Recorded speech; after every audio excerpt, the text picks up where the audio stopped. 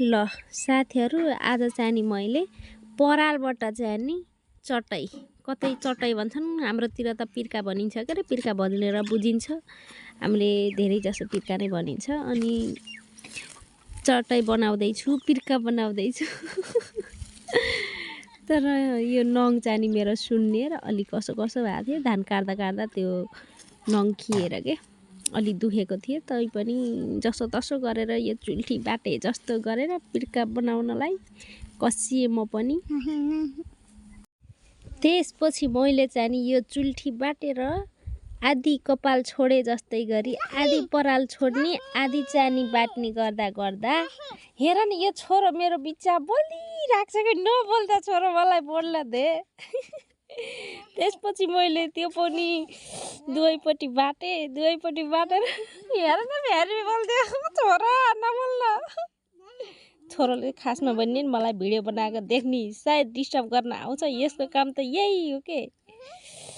अनि मैले पिर्का बनाउनलाई घुरै त्यो बाटेको रसीले कसी टाइट गरी नबोल त छोरो नबोल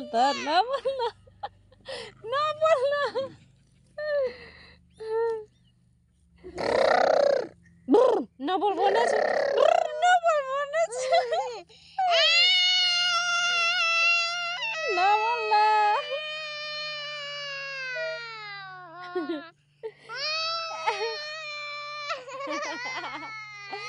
डिस्टर्ब नबोल त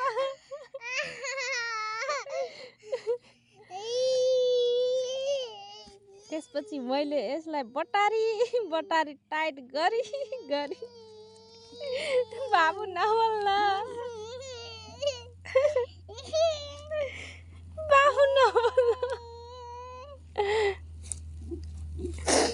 अनि त्यसपछि मैले त्यसलाई राम्रोसित घुर्याएर टाइट गरेर बानेपछि ल हेर्नुहोस् कतिको राम्रो भयो मेरो चटाई पिरा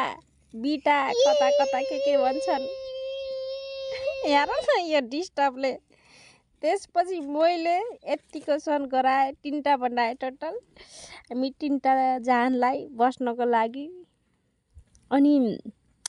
छोरोलाई पनि लौ बस छोरो उचाल त भनेको बल्ल उचाल्न लाग्थ्यो सकेन र फेरि त्यही बस्यो भिडियो बनाइदिएको त फेरि